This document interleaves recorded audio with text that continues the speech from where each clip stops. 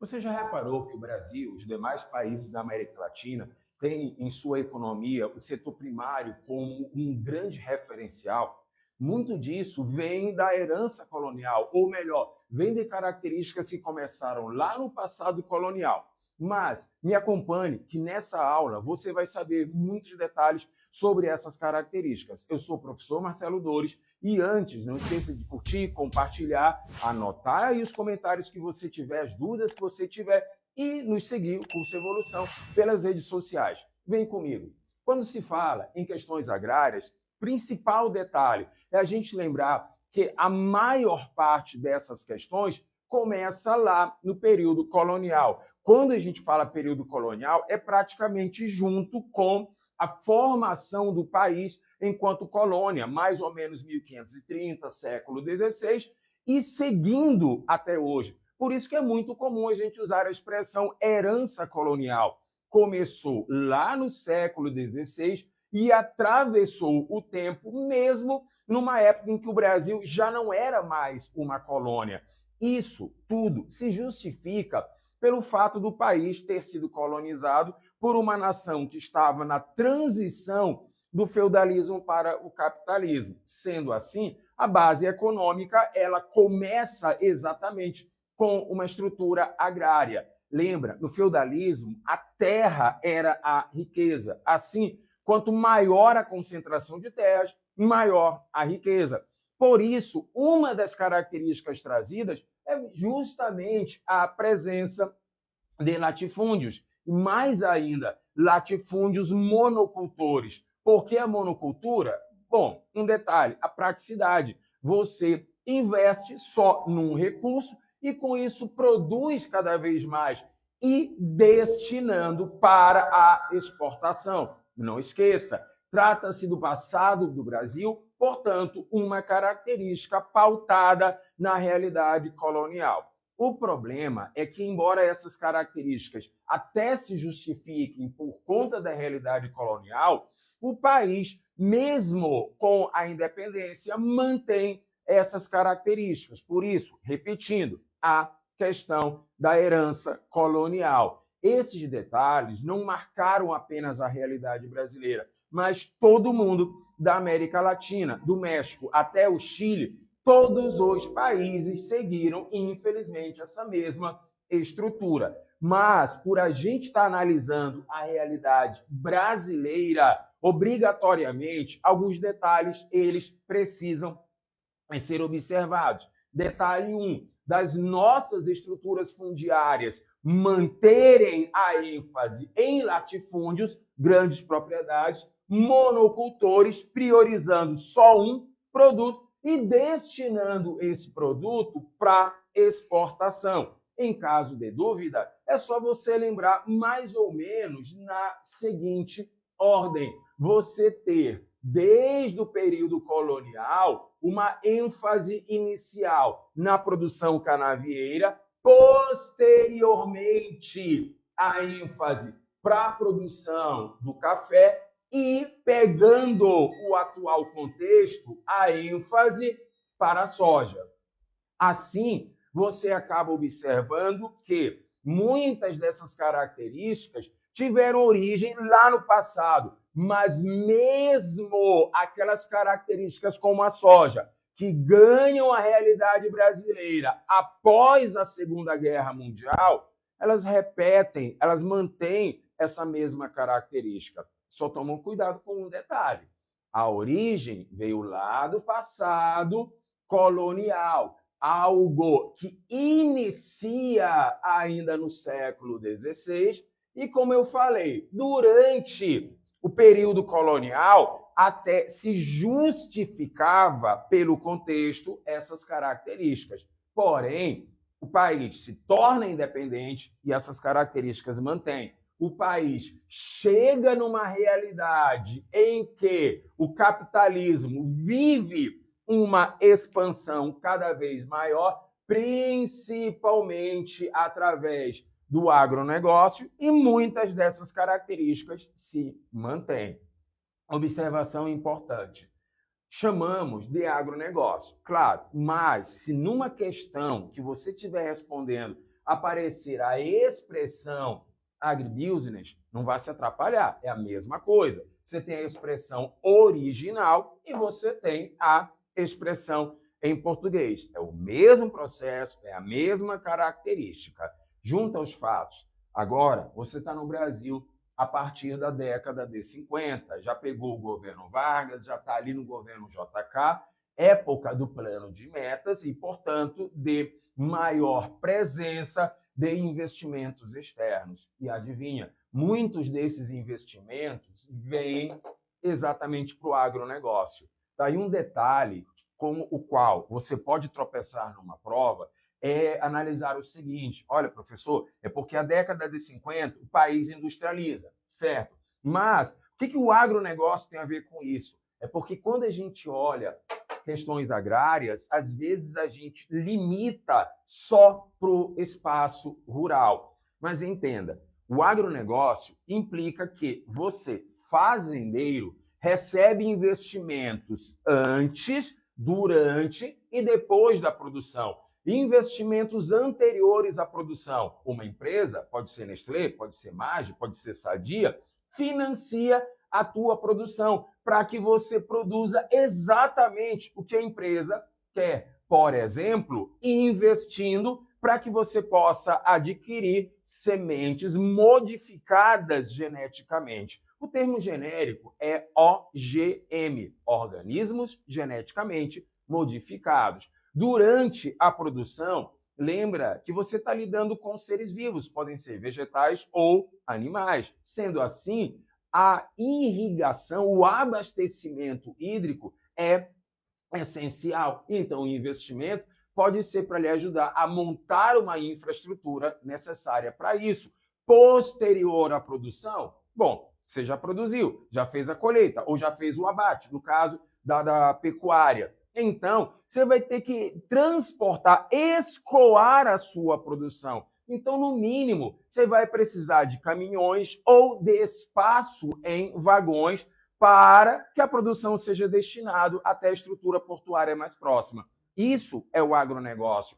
Envolve empresas ligadas ao setor de manipulação genética, envolve empresas ligadas ao desenvolvimento de produtos químicos para te auxiliar na produção. Pausa. Produtos químicos para a agricultura, lembra, fertilizantes ou, se quiser usar uma palavra mais impactante, agrotóxicos. Então, nota que tudo isso movimenta o agronegócio. ênfase exatamente nesse aspecto. É um negócio, é um investimento, é algo que expande ainda mais o capitalismo e, principalmente, tudo ligado à questão agrária envolve produtos primários, envolve matérias-primas.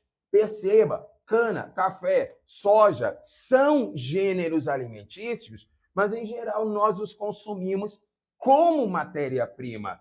Para e pensa, a gente não consome diretamente a cana, a gente consome ou açúcar ou o etanol, derivados da cana. Também não consumimos tão diretamente a soja. Tudo bem, você pode até ter preparado uma farofa de ovo e fritou o ovo no óleo de soja, mas, em geral, nota, a gente consome os derivados. Talvez o mais próximo da gente consumir diretamente é o café.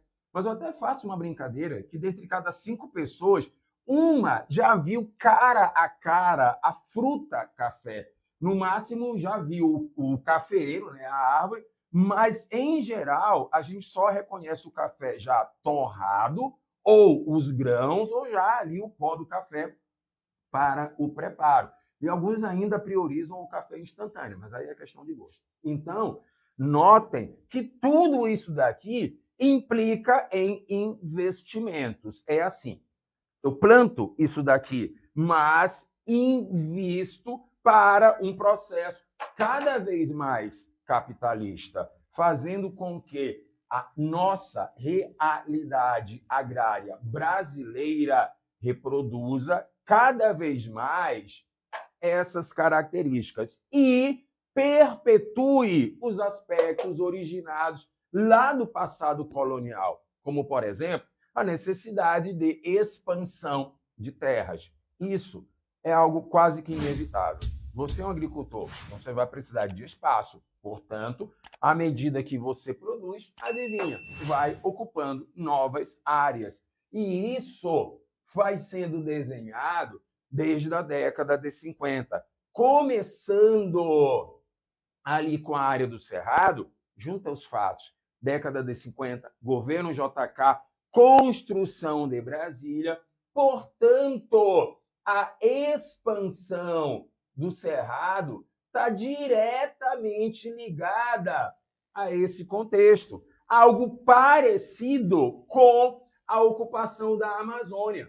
Primeiro, pelo detalhe genérico, em que, ali por volta da década de 60, 70, pouca informação válida circulava sobre a Amazônia. Em geral, eram aquelas informações do ouvir dizer ou especulação pura. Então, junta os fatos. Você está vendo uma região marcada pela presença florestal, mais ainda, uma floresta exuberante e diversificada. Assim, para o senso comum lá da década de 60, acreditar que aquele solo que sustentava uma floresta poderia sustentar uma produção agrária era algo comum, era algo sensato, claro que não, mas era um pensamento comum. Aliás, se até hoje, século XXI, ainda tem gente que pensa dessa maneira, imagina há 60 anos. Então, a situação era bem pior. Mas detalhe, a ocupação da Amazônia pela expansão agrária pega principalmente a partir da década de 60, junto com a presença do regime militar. E, portanto, a ideia da Amazônia associada à segurança nacional. Tanto que uma das políticas governamentais da época era o Programa de Integração Nacional, mais famoso pela frase: vamos integrar para não entregar. Então, juntando o útil ao agradável, pela lógica da época, a Amazônia passa a ser incorporada pelo agronegócio. Mais recentemente, ou seja, da década de 90 em diante, a região de Matopiba ganha destaque. Matopiba é o acrônimo por conta das iniciais de Maranhão, Tocantins, Piauí e a Bahia. Essa área, ela vai se beneficiar principalmente por conta da logística. É uma área mais acessível, mais integrada e justifica os investimentos. Investimentos capitalistas, investimentos para uma produção mais empresarial e, por tabela, mantendo ainda a mesma característica do passado colonial, de destinar a produção para mercados externos. Entenda, até certo ponto é extremamente plausível essa lógica. Afinal de contas, se você é o empresário, você quer mercado e o mercado externo é muito maior. Então, justifica. O problema é que, devido à herança colonial, essa ênfase para o mercado externo negligencia o mercado interno, restando para a produção familiar essa missão de abastecer o mercado interno. O problema é que, como os investimentos são maiores para a exportação, o mercado interno ele é negligenciado, recebe menos investimentos, menores investimentos, recebe menor infraestrutura e, com isso, acaba não tendo competitividade. Até aí, até daria para a gente, como é que eu vou dizer, tentar equilibrar. O problema é que se desenvolveu uma competição desleal, como se a agricultura familiar ela fosse um entrave para o agronegócio, e não é. As duas, elas coexistem, as duas têm os seus mercados, porém, os investimentos deveriam ser equilibrados. Porém, como a ênfase acaba indo para a produção mais empresarial, é fácil observar a produção familiar como sendo um entrave. Tanto que tem muita gente que levanta aquela bandeira, não, porque o agronegócio que traz dinheiro para o Brasil. Espera, não deixa de ser verdade. Porém, traz dinheiro para as empresas, não para a população. E a produção, já que ela visa o mercado externo, também acaba não beneficiando a própria população. Faz o seguinte, analisa da seguinte maneira. Todas as vezes que você já foi ao supermercado ou até a taberna, a mercearia do seu tião, aquela que fica lá na esquina da rua onde você mora, pode notar que a soja, nosso principal produto, ela não é encontrada. Afinal de contas, já que o destino dela é principalmente a exportação, faz sentido não ter em mercados menores. Enquanto isso, pode notar que produtos mais diretamente voltados para o mercado interno, como é o exemplo clássico do feijão e do arroz, além de outros produtos, como o milho também, percebam, esses já são encontrados com absoluta facilidade. Mesmo assim, infelizmente, a preços não tão convidativos. Afinal de contas, repetindo, como os investimentos são principalmente para o lado empresarial, isso acaba marcando vários conflitos. Não só por conta dos baixos recursos recebidos pela produção familiar, mas também por conta de pessoas que acabam não conseguindo a titulação de propriedade, ocupam o espaço. Daí, usarmos a expressão posseiros. Afinal de contas, eles têm a posse do espaço, eles estão ocupando aquele espaço, porém, sem a titulação, o que acaba fazendo com que abra uma pequena situação. Se você está ocupando espaço, tá, você está produzindo, mas pera, se você não tem um título, quem garante que aquele espaço foi ocupado realmente de maneira legal? A titulação, a propriedade, ela garantiria esse processo. Mas, infelizmente, uma outra coisa que deixa esse cenário ainda mais complicado é que, apesar da legislação, ou seja, o Estatuto da Terra, tecnicamente, a Lei 4.504, sancionada em 1964, que é a lei que garante o direito à reforma agrária, não foi devidamente implementada. Tem a lei, mas ela não é devidamente aplicada, fazendo com que esses conflitos se agravem ainda mais. Compreendeu? Então, me acompanha agora na resolução de algumas questões, mas antes, não esqueça de curtir esse vídeo, de fazer seus comentários, anotar suas dúvidas, compartilhar com os amigos, ativar o sininho para receber mais notificações e continuar nos seguindo nas redes sociais. Tudo bem? Então vamos para as questões.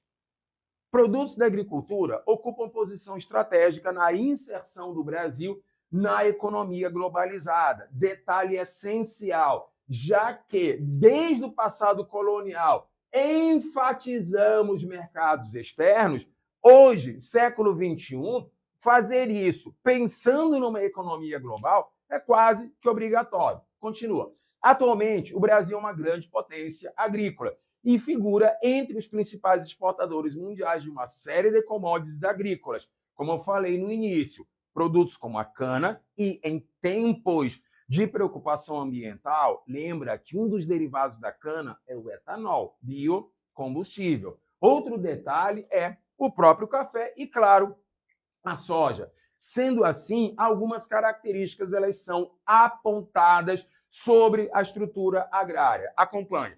Com a modernização da agricultura na região Nordeste, as práticas agrícolas tradicionais foram excluídas e substituídas da região. Regra: nenhuma atividade agrícola ela é substituída, a não ser que ela seja arcaica. Toma cuidado. Você caracterizar que é uma prática tradicional pode sugerir que ela seja antiga, mas antiga é uma coisa, arcaico é algo tecnicamente distinto. Então, não há essa exclusão ou essa substituição. Até porque, para acontecer isso, você precisaria tirar a agricultura familiar, que ela é a característica mais tradicional, e deixar apenas a agricultura empresarial. Então, toma sempre cuidado com isso. Continuando, pela fruticultura irrigada e pela moderna agricultura de soja. Eu entendo, realmente. Fruticultura e a agricultura de soja, ainda mais porque ele coloca ali, moderna agricultura, é realmente algo voltado para a exportação. Em caso de dúvida, lembra do seguinte: se eu vou exportar, eu estou vendendo. Se eu estou vendendo, eu estou movimentando capital. Se é um mercado externo, é um mercado ainda maior. Vamos pegar um exemplo: fruticultura. Isso ocorre principalmente na região de Matopiba e principalmente frutas cítricas, desde as tradicionais como a laranja ou o maracujá, ou algo não tão tradicional, mas que tem mercado, como o morango e a uva. Para que isso? Para e pensa. A gente não consome tanto as frutas, mas consumimos produtos em que a essência, o sabor é derivado dessas frutas. Deixa eu fazer propaganda para a Coca-Cola. Temos a Fanta laranja, a Fanta uva.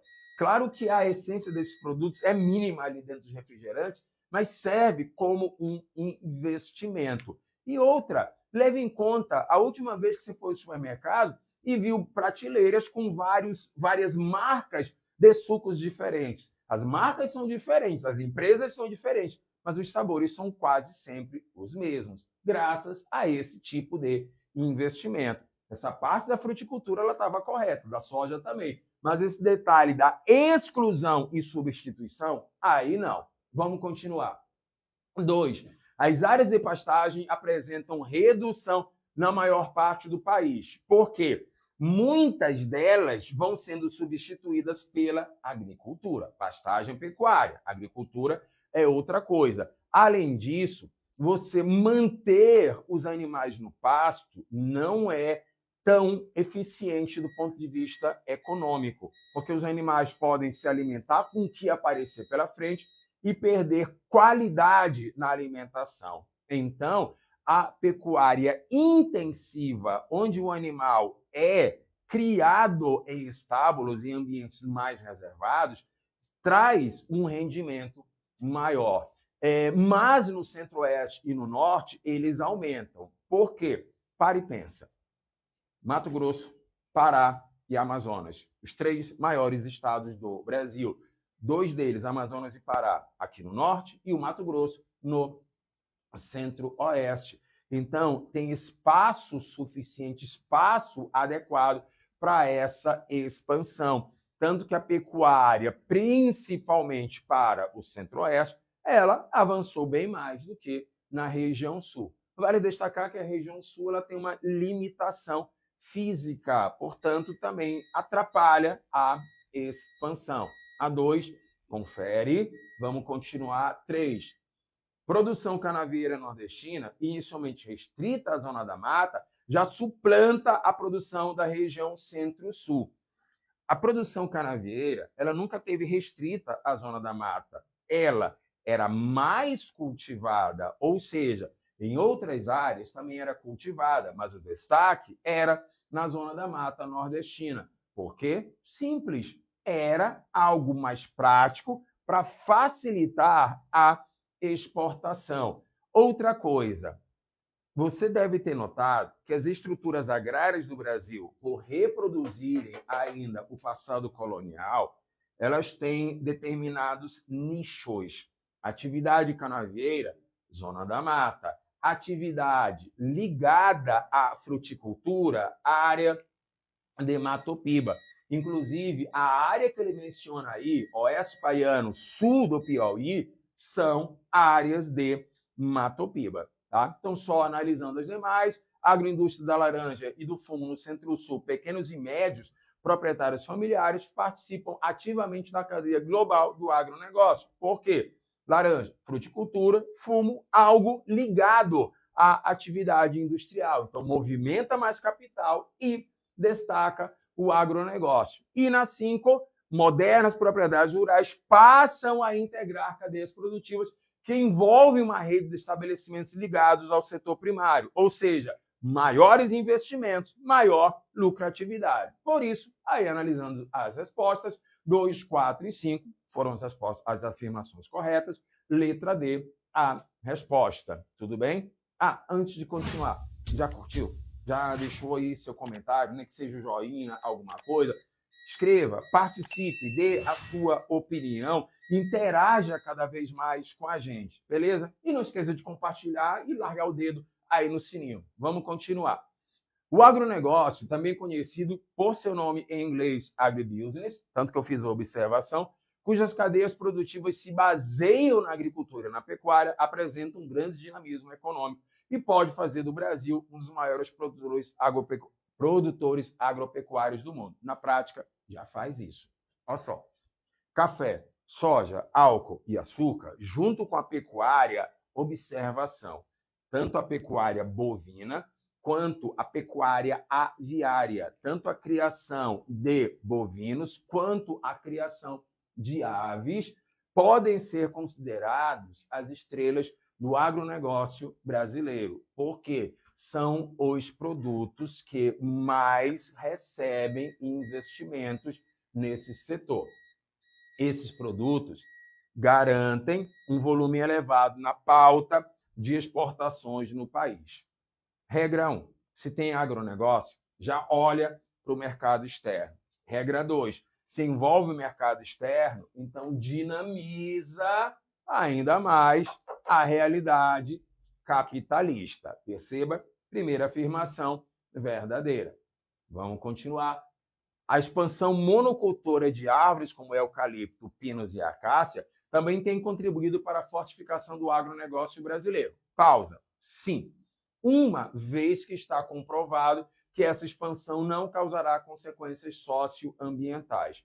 Regra: tudo na agricultura, não interessa se é familiar, tradicional, sustentável, tudo tem um impacto ambiental. Então, tudo traz consequências socioambientais. Se elas vão ser maiores ou menores, aí é outra história. Então, já começa errado por conta desse detalhe. Outra coisa, olha lá no início, expansão da monocultura. Toda prática monocultura, ela também impacta o ambiente. Então, conta comigo. Você vai plantar, não interessa o que for, você vai plantar, já é um impacto ambiental. Você planta na forma da monocultura, amplia o impacto ambiental. Regra 3, silvicultura, já que ele está se referindo a espécies arbóreas. Espécies arbóreas que não são frutíferas e que, por serem plantadas de forma monocultora, elas criam um vazio ambiental. Explicando, deixa eu ser meio indiscreto. Provavelmente você já caminhou pela floresta. Se você que está assistindo esse vídeo, se você é aqui da região, muito provavelmente você já andou pela floresta, já deve ter ido em alguma cachoeira em Presidente Figueiredo. E aí, é só você notar um detalhe. A floresta, ela é barulhenta. A floresta, ela não para quieta. Quando a floresta ela está, entre aspas, em silêncio, é porque tem alguma coisa errada. E normalmente é a gente, porque a maioria dos animais se afasta da nossa presença e aí a gente tem esse, entre aspas, silêncio, porque ainda assim o vento, ao agitar as folhas, traz uma sonoridade. Mas quando você tem a silvicultura, quando você tem o plantio, ainda mais na monocultura, você está homogeneizando o ambiente. E por conta disso, as espécies animais elas se afastam. No máximo, algumas espécies invasoras, algum inseto, algum organismo que seja impactante ali para aquela espécie, acaba se proliferando. Mas, em geral, quebra a heterogeneidade e amplia os impactos. Por isso, a informação ela ser falsa. Na outra, a agropecuária brasileira tem uma tremenda volta por cima. Sim, na prática, desde a década de 50, ela vai crescendo cada vez mais num ritmo bem acelerado, uma vez que o setor começou o ano em uma situação ruim e com péssimas perspectivas. Um detalhe interessante: tudo ligado à estrutura agrária tem, como é que eu vou dizer, uma situação dependente das condições naturais. Se chove demais, prejudica. Se chove de menos, prejudica. Então, diferente da atividade industrial, você não tem uma padronização na produção agrária. Ela sempre vai crescer. Não, ela vai ter momentos de alta, momentos de baixa, tá? Cadê? E com péssimas perspectivas, entre elas os preços baixos do mercado internacional. O real com cotação alta, a seca rigorosa na região sul e a febre aftosa no gado. Então, apesar desses impactos, a estrutura agrária no país, nesse ano, acabou dando uma alavancada. Na outra, o agronegócio é o conjunto da cadeia produtiva ligado à agropecuária, incluindo todas as atividades que estão antes, durante e depois da produção. Antes, o financiamento. Toma, vai comprar máquinas.